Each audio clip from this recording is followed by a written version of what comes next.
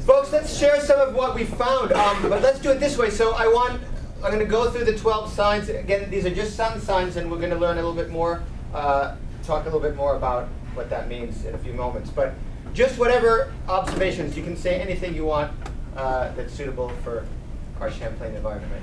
But by sign, so who's Aries here? So that energy is totally missing from the no Aries. Taurus. Taurus, what did you find out or feel or say or anything that you'd share about what you just did? They're stubborn, I guess. Okay. That sounds good. So our Taurus found out something about being stubborn. Not that it's a bad thing. Remember, it's not bad or good. It just kind of is a possible equality within this whole world. So one Taurus in the room. Geminis. No Geminis in the room. One. Thank you. What did you find out? Just tell us anything that you connected with. It says here, dual nature, elusive, complex. I am too. Do you see that in yourself at all? Not really. Okay. Supposedly many people in a Gemini, right? That's kind of the typical response. If there's a lot of different folks moving around in that. Cancers. Two. Okay, two Cancers. What did you find out or discuss or any stuff like that? We found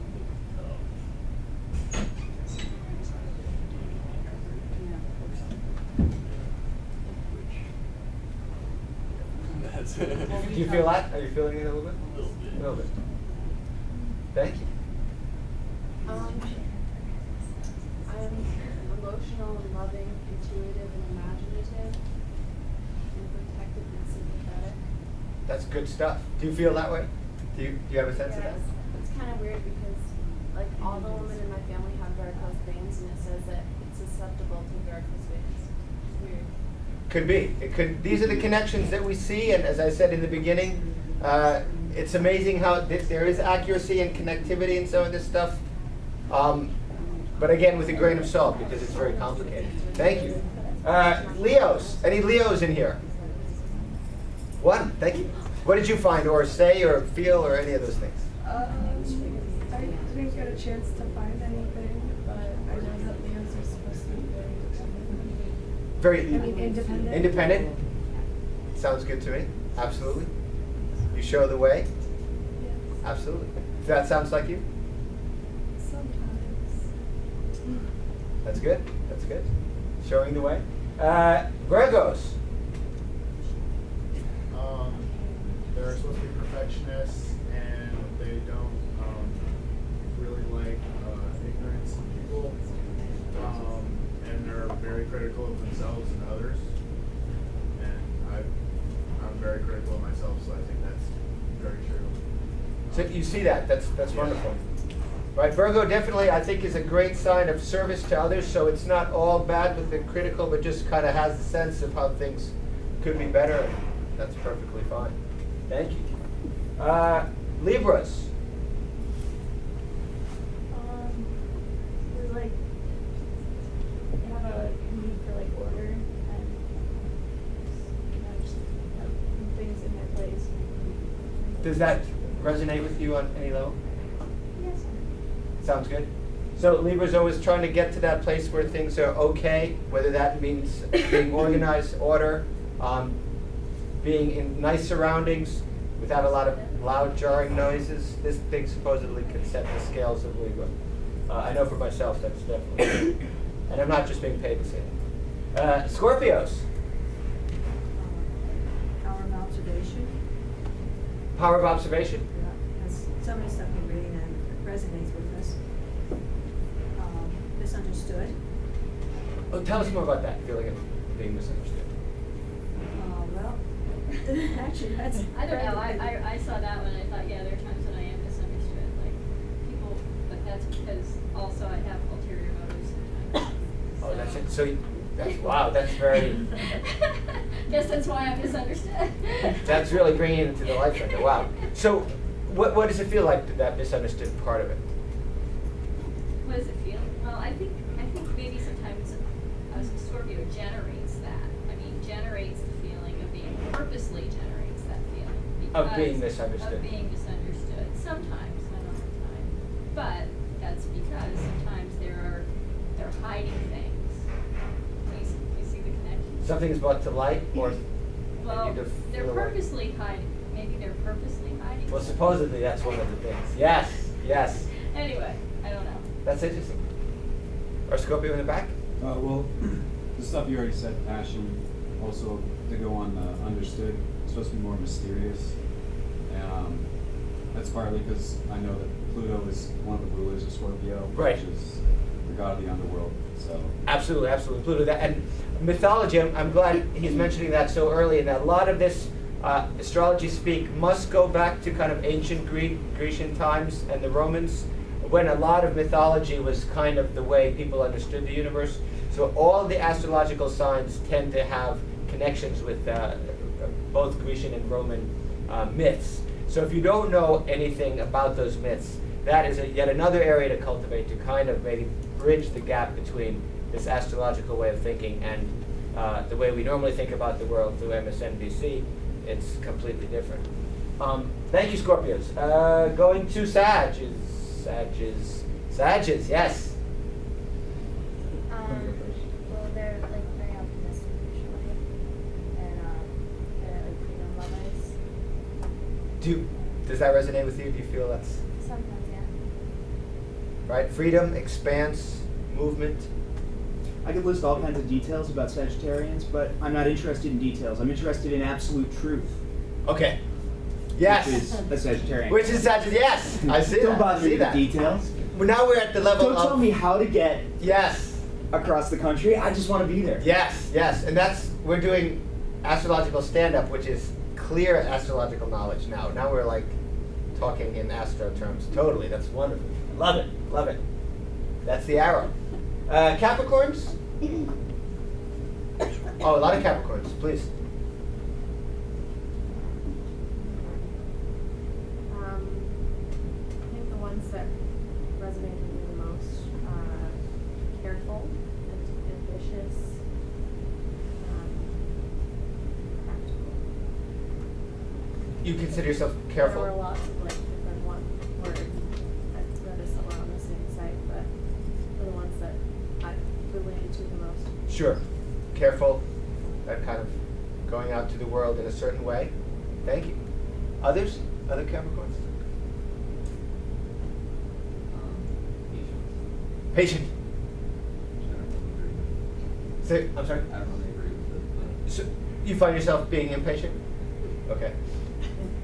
Maybe others find you patient. That's the other strange thing in this interior exterior. Who is other people seeing you, or you seeing yourself in that whole world? Paul, you obviously. Oh, yes. Cap, tell us. Well, down to earth, matter of fact, reading here, and that does seem to apply. Caution, you know, I'm the same way, I'm cautious. But, I mean, there's another side of me that does risky things. So, I don't know how that plays out. So there's another piece. Yeah. I'm gonna stop with Paula for 1 second, because Paula is your cusp sign, right? Were you 20? Were you 23rd or 20th? 25th. 12. Okay, so you're not a cusp. Is anyone on like a cusp of a sign? What's your birth? Scorpio, on November 20. So, and the 20th. So November 20th. I think that 21st becomes Sag, is it? No, 21st is Scorpio. but 21st is Scorpio, but 22nd becomes. So there's what's known as a cusp sign. Have people heard of that? That's when your birth date, not birth time, because that's for your exact chart, but your birth date falls on just before the next sign and the very end of a sign.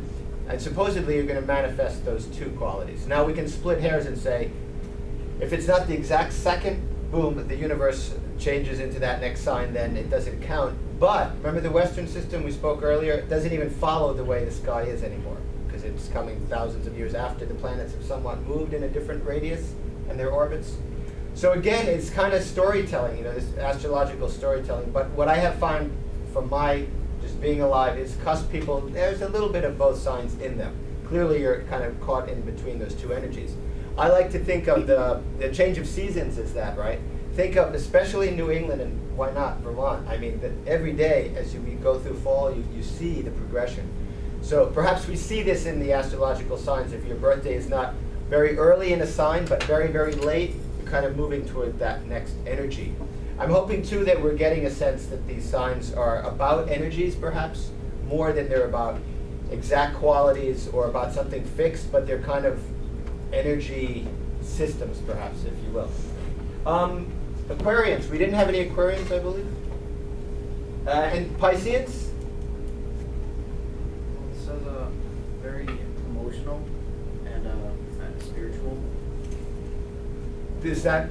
I kind of agree with it to a degree, I guess. I mean, I find myself emotional in certain situations, but in modern day society, I'm not really allowed to show that much. Being a guy. Great, great, absolutely. And so that's another lens on that. That's wonderful. Pensive, and I think that's really true for me. But I have a tendency to get lost in my own thoughts and live in my head instead of the real world. Okay. And also I thought it was interesting that you mentioned poetry because I'm actually trying to start a poetry club. Wonderful, wonderful. Pisceans, you know, really the artists, right? And I love to say that because it's true. But notice as we're talking in astrological language, if I say Pisceans are the artists of the zodiac, it's true. But if we Googled every artist that's ever lived, we'd see all the signs. So notice how you can't take any of these things at face value. So there are all kinds of interconnections in these. If you read about a sign and that sign is very emotional, we can talk about Cancer since I'm married to one and I'm always trying to understand her, and I know she's doing the same with me. What does it mean to be emotional? It's so complicated. Every culture has a different sense of it. We all understand the word differently. We all experience it differently. So when you say that Cancers are emotional, it's very hard to take that at face value. So when we're doing astrological interpretation, there always has to be 1,000 ways of interpreting info. So that's what keeps me, again, when I started the session off, it's fun to do it. I'm not going to write a check based on astrological things in the sky that day. But I'm going to enjoy kind of knowing that knowledge. So here then we have the sun signs, right? Now the thing with the sun sign is it's a very important part of who you are, but it's only a part of it. And we're going to get a little bit more in depth to what that means. This then is the astrological wheel. And again, we're doing the whole Western system. There's 12 different houses in here. And each house is kind of a blueprint or map of particular things in life. So you might have topics like health, money, childhood, adulthood. They're going to be in these different houses. So if you folks all know your sun sign, it's going to go into one of these houses once you have your astrological chart. So if you are a Scorpio and your sun sign is Scorpio and it's in the first house, that's going to be a completely different situation than if you're a Scorpio and your sign is in the 8th house. It's completely different. That's why we need to get an astrological chart for everyone. So again, you pick up the newspaper, you read about Scorpio. Again, it's like a 1/100th, I'd say 1,000th of the story.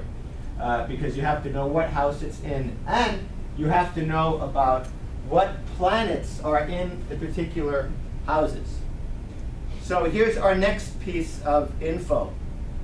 And I want to take, again, 10 or 15 minutes on this for a little bit of a Google session. These are the major planets in astrological charts.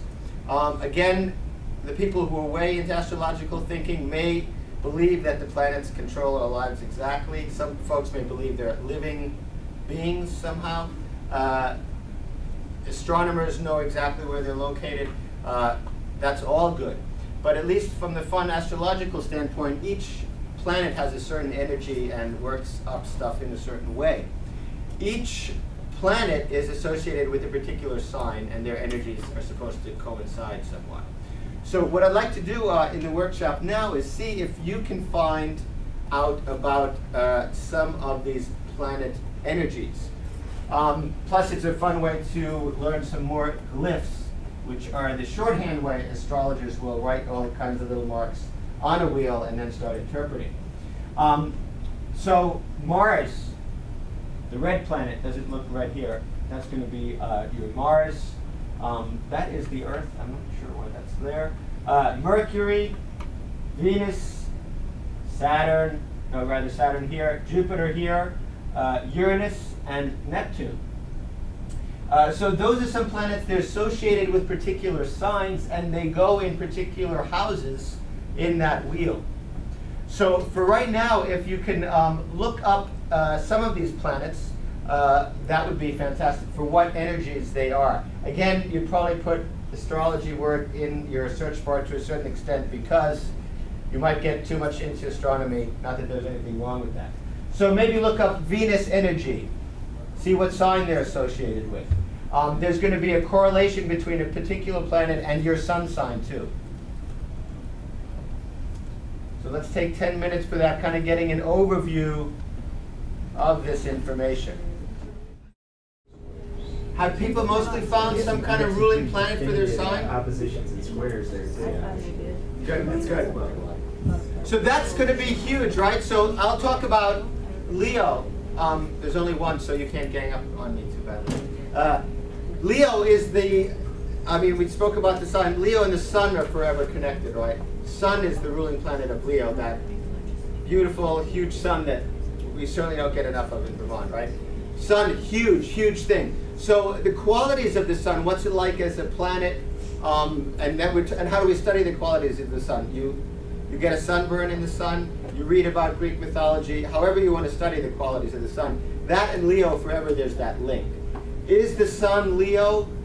Kind of. It's a particular energy, so that sun and Leo are forever entwined. Scorpio, planet ruler? Pluto, right? So all the mythology related to Pluto, the astronomers' understanding of Pluto, icy conditions, small, very distant, boom, connect that to Scorpio. Those things are in there. What's the relationship exactly? You can study that your whole life. You're not going to find it out quickly, but it's an interesting thing to look at.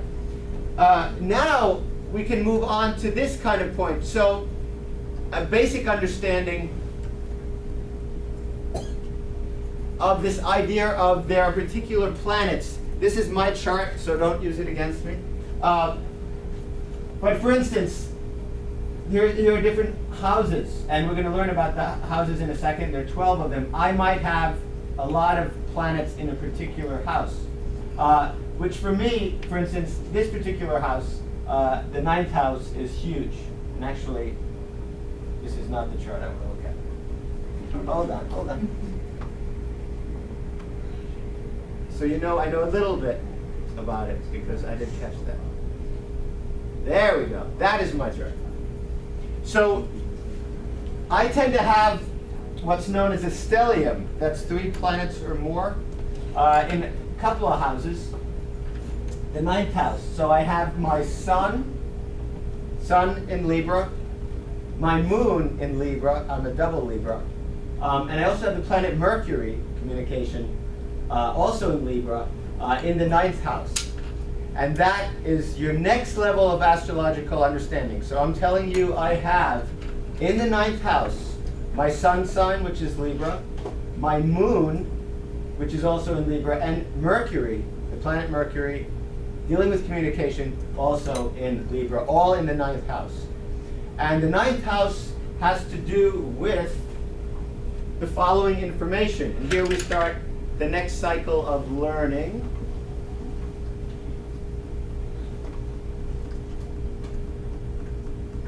So in my 9th house, I have a stellium, 3 planets, and the 9th house deals with, and this is only one way of looking at it according to one website, but it's a good one, philosophies and far countries.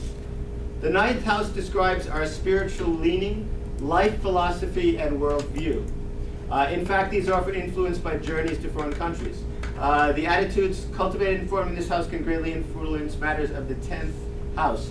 Generally speaking, the 9th house is about belief systems, and I'm very interested in all kinds of belief systems.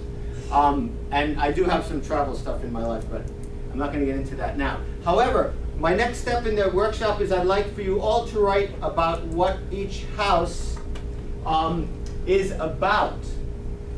So, first house, known as the ascendant. We're going to talk more about it. See if, as I scroll through these, you can write just a few qualities next to the house or in the house, right? So if we're working with the wheel, I should actually say which way to hold the paper. Let's do it this way.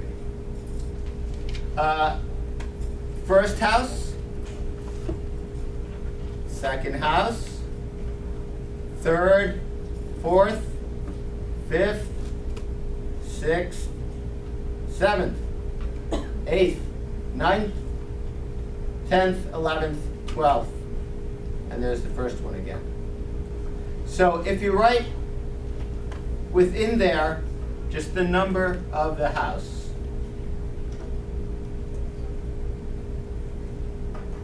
1, 2, 3, 4, 5, 6, 7, 8, 9, 10, 11, 12. Those are the houses that we are going to put planets in that will further manipulate those topics that those houses are about, the energies of those particular planets.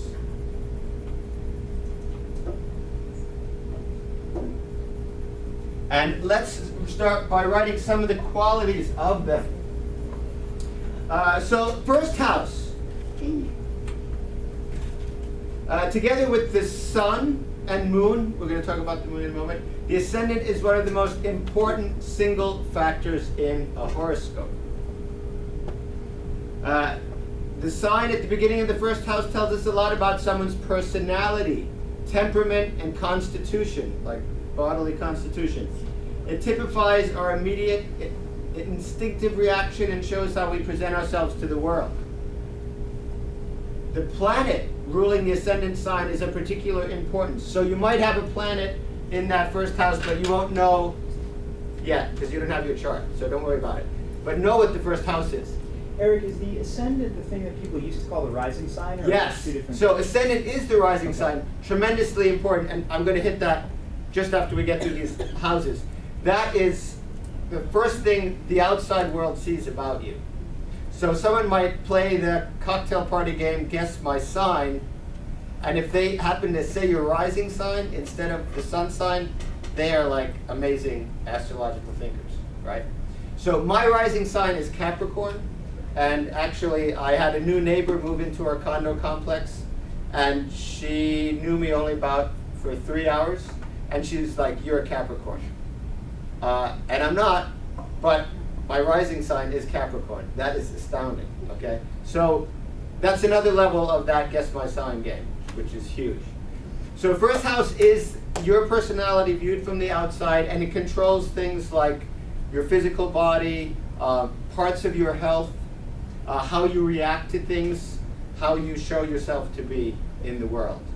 And if you have lots of planets in there, that means that that whole issue about how you appear and how you come on to people has more and more importance. But can I say more than that? No. It's just depends on the planets. Are we good with first house? Second house. Second house, values and possessions. The second house and its occupants tell us about the material circumstances of your life, how you deal with material goods, how we deal with possessions, your relationship to your own body, your relationship to things you own, how you feel about ownership, all of those things. Is it the planet of money? Kind of, but there are other houses, that deal with money too. But values and possessions, that's the second house. So whatever is going to go into that second house is going to be about values and possessions and your relationship to them.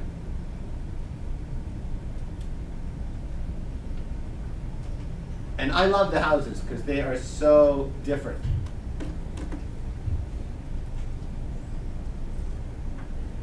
The third house is about communication. And again, these are also as varied as there are stars in the universe, right? How we interpret these houses. But generally speaking, communication, siblings, brothers, sisters, cousins, that kind of thing. Grade school stuff, communicational skills we learn kind of at the grade school level and play school. Daily life communications, kind of mundane stuff short trips, short errands we do, those are all part of the third house. What a weird bunch of categories, right? But that's what astrology is, I guess. It's weird on many levels. Third house, about these communication things, are grade school abilities, academics, like on that level, brothers, sisters, cousins, and kind of mundane things we do in our daily lives.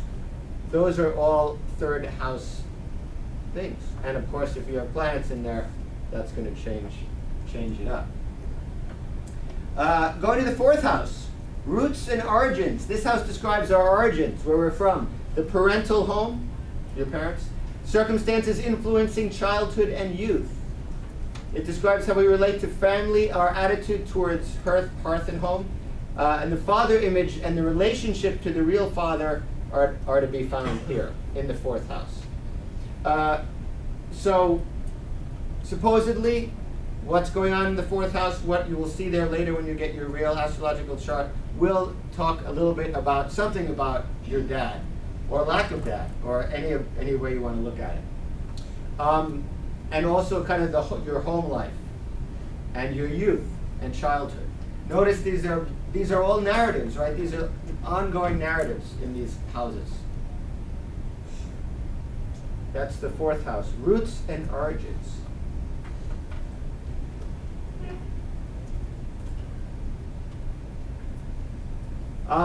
Fifth house, sexuality and eroticism are at home here, along with play in general, all types of creative expression.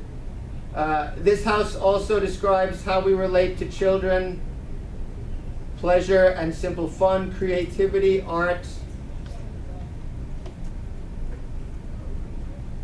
Since I'm not on the Champlain payroll, I guess I could say the house of random hookups. And not get in trouble for it. Not that I'm condoning that kind of thing. But it is the fifth house stuff. Creativity, fun, all that kind of stuff. Fifth house. So whatever sign is in there, what planets are in there, going to be an influence on that.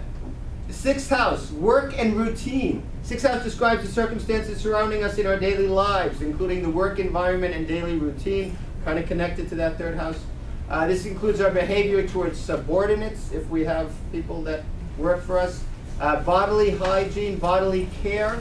This is also called the house of health. It's not on this descriptor. This house has a certain determination on your health. Sixth house, very important in knowing kind of how your body works, health. Sixth house is also described as the house of service. So how you kind of offer service to your fellow humans is also part of this sixth house.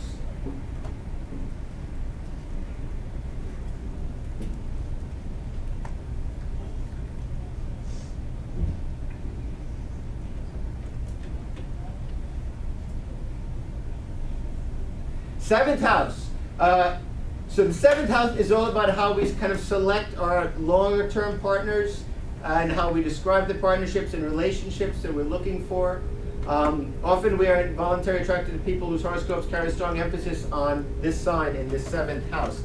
This I also like to call the one-on-one relating. I have Mars in my seventh house in Leo, which I think I can see. Always wanting to relate strongly in a one-on-one situation.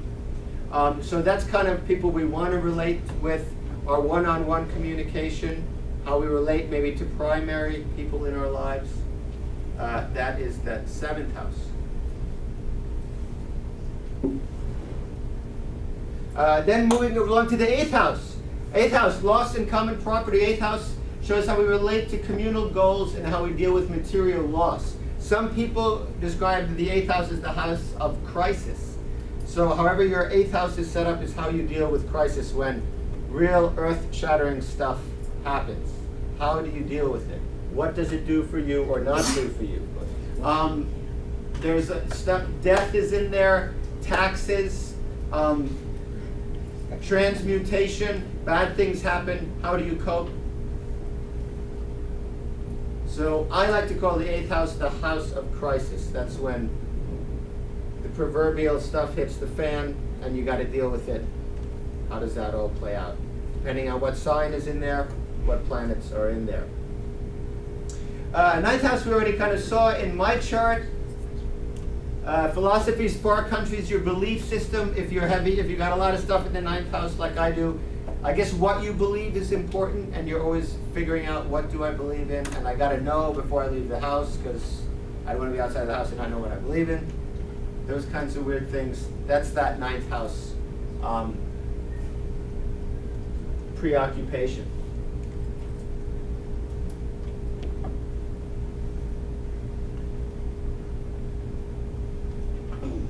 And last 3 houses, then 10th house, this is kind of your occupation and calling, your professional house.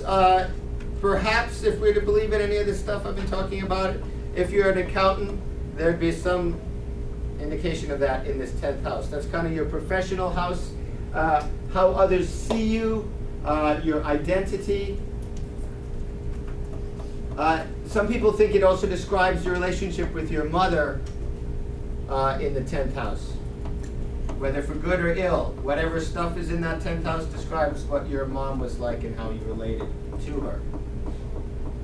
So kind of job and mom would be that 10th house. 11th house, friends and acquaintances. 11th house describes how we relate to friends, benefactors, and teachers, people who wish us well or from whom we can learn. So it's kind of a house of learning. What clubs we belong to. If I've been a YMCA member for 10 years, that's important to me. That would, if we were to believe in this stuff, would be reflected in this 11th house. Who are my friends? What community involvement do I like to do? How important is that to me? That's all this 11th house stuff. And finally, 12th house, beyond the personal. This house represents those spheres of life which the individual no longer plays a part in, where we step back for a greater whole or lose ourselves in it. Also seclusion, sometimes having to deal with seclusion as a result of illness, hospitals, stuff like that, prisons. You take a hike you're going to climb the north face of a mountain by yourself. That's kind of this 12th house stuff. If you say, I'm going to quit everything and become a monk or a nun, 12th house stuff. So as you can see, there's a lot to learn just about these different houses in the wheel. If you spend some time in the library or online, you can see there's infinite interpretations of these 12 houses. But in the Western system, there's some kind of connectivity, at least with 12, and they're all in this circular format. Then you have to know your planets, boop, boop, boop, you stick them in the houses, and there are specific signs for each house. I'd like to kind of get to the end of this part of all this in your astrological thinking by talking about the big 3 in Western astrology. So if you say, oh, I'm a Scorpio, that's my sun sign, that's only part of the story. It can be important. It's kind of your basic best energy and life force, as I've described it up here, your sun sign, if you will. Again, if you read your sun sign, astrological sign, from a newspaper, I'm not so into that because they don't know your whole chart. Perhaps you have some of these archetypal qualities that we've all shared with. If you're a Scorpio, you're a Leo, you're a Taurus, those things will be in there. So that's your sun sign. Your moon sign I haven't spoken about yet. That is your emotional life. So that's supposedly different from all the other stuff in that chart. So if you have a Scorpio moon, it's going to be completely different than if you have a Taurus moon. And so knowing, well, what is a Taurus person, place, or thing like? What is a Scorpio person, place, or thing like? What is a Leo person, place, thing like? Whatever you have in your moon, that's going to kind of influence how your emotional life is. How intense your emotions are, how emotional you are. When do you get emotional? Again, matching whatever sign to that moon sign. That's like the next thing. And can you buy books on moon signs? Sure. Whole books written just on that. Could you buy a book on Leo moon sign? Probably. So as you can see, you can go as deep as you want into this stuff. Finally, your rising sign. That's, remember, the first house. What planet is coming over the horizon on the exact second you were born. That's going to determine your rising sign, your ascendant, which is huge. My good friend Laurie Farrington, who's an amazing astrologer, if you really want to get your chart done, she is right here in Burlington. Fantastic astrologist and astrology teacher. She had this great quote, and I still remember it, and I used it probably 10 years back. You are blank with the soul of a blank wearing the mask of a blank. The idea being, you put sun sign in the first one, so I'll just do myself since I know that. So you are a Libra with the soul of a Libra wearing the mask of a Capricorn. So this phrase is supposed to describe those three things. Some of you could have the same sign in all of that. For a lot of you, it will be different. Another thing that Laurie taught me, and I thought was great, is she would have lists of what those signs are like. And one word to describe what that sign might be. Laurie herself is a Leo, so she had on her sheet king or queen. So she might also use a word that's associated with that sign. So you are a king with the soul of a poet. Would be obviously Leo, moon sign Pisces, this kind of thing. So this is a fun phrase to mess with.